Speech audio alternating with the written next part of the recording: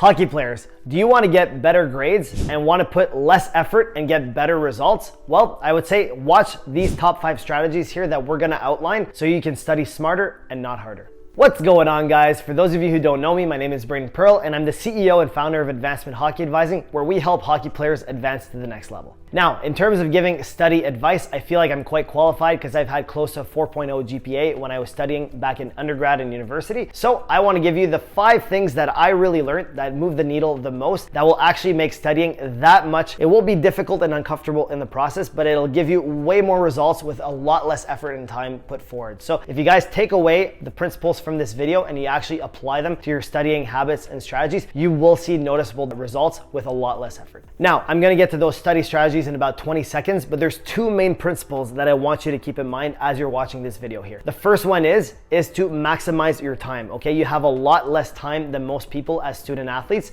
so you have to maximize all the time that you can get. And the second key principle here is active learning over passive learning. We're going to get into that, what that means, but active learning is doing practice questions, is doing things that make you uncomfortable, but that really synthesize all the stuff that you're learning, whereas passive is just kind of reading over notes and stuff, and you don't really want to do that. It's not the most effective. All right, so strategy number 1 here is active note-taking. And notice how I said active and not just note-taking, okay? There's a reason why I said this. This means that it's not just writing down on the computer everything that the teacher says, right? That's really not the point of it. It's to listen to what they say, either through PowerPoint or if they're just talking, whatever it is, you're listening, and you're really listening to see what is the main idea here. What are the main things that he's saying? What are the important things? On the PowerPoint, often they'll be highlighted in bold, you know, usually those are pretty important. If there's an image attached to it, if a whole slide is on a specific thing, that's usually pretty important, right? If the teacher repeats things multiple times, that's usually also pretty important. So making sure that you tie that into what the overall lecture is about, that's usually how you can determine what is important and what's not, and you're really thinking and pausing and only writing down or highlighting the things that are quite important. That's the biggest thing to remember.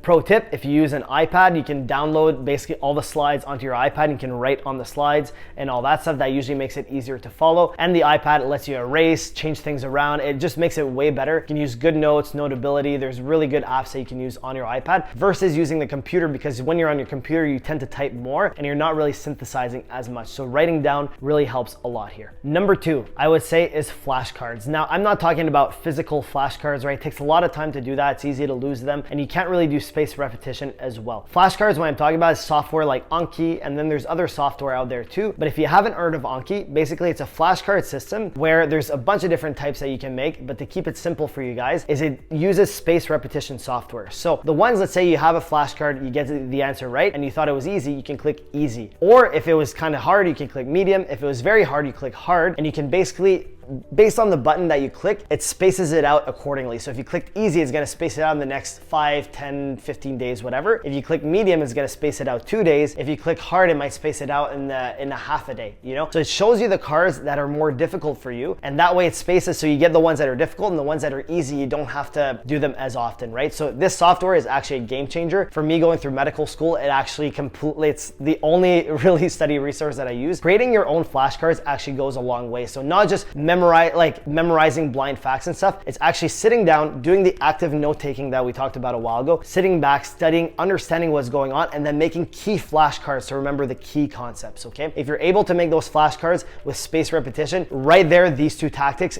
game changer, you will definitely improve your grades and your study strategies overall. Number 3 here, it is utilizing practice questions and practice tests. This one is very good to see what the gaps in your understanding are. If you do this, especially if you use past tests, if you use resources, tests that you got from other students and all that stuff, usually that gives you a good idea as to what the kind of questions are going to be, what's going to be similar. And then by using this, you get different variables, you see how things are kind of twisted, you see the gaps in your knowledge, okay? Super, super important. This is especially true for classes where you have to use problem solving, like chemistry, physics, you know, all those types of classes. Those ones isn't so much memorization, it's more problem solving. So creating flashcards is a little bit different and a little bit harder for these types of classes. You can still do it, but oftentimes practice questions are way more high yield for classes like that, engineering, math, you know, all those things, way more high yield than just doing flashcards. So practice questions, very, very important and very good to see where the gaps in your knowledge. Number 4, we have teaching others, otherwise known as the Feynman technique, okay? The principle behind this is when you teach something to somebody, it helps it stick for you a lot better. That's why you see a lot of people that do tutoring and all that stuff, they know the material so well because they taught it to so many people in so many different variations that it really just sticks, right? And you know the saying, if you can't teach something to a 3rd grader where they're gonna understand, you don't actually understand it yourself. So it really, when you teach someone, it forces you to really compile all the information in a way that's very clearly understood to you so you can explain it easily to somebody else as if they were a 3rd grader. If you're able to do that, I promise you, you will be able to absorb, like understand things way better and absorb information at a much more rapid rate. And number 5 here, this is one that's more unique to student athletes and hockey players in particular,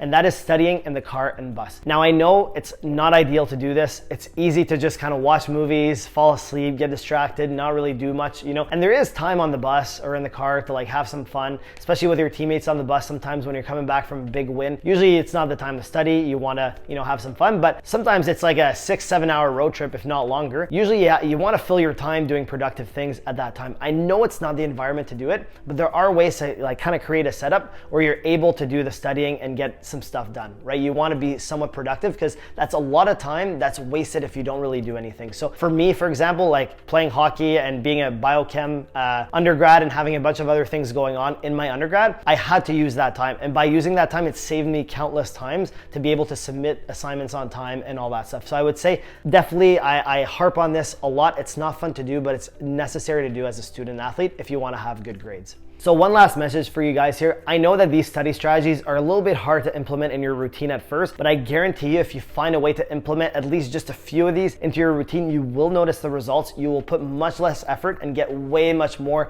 results and output in terms of your grades and the way you study and the way you save time too, honestly. So I would say I implore you guys to really use these study strategies. You will not regret it. With that being said, that's a wrap for the video here. Thank you so much for watching. If you got some value out of this video, absolutely destroy that like button, hit that subscribe button, hit that notification bell, drop a comment down below if you agree or disagree with me. And with that being said, guys, thank you so much for watching. We will catch you on that next one.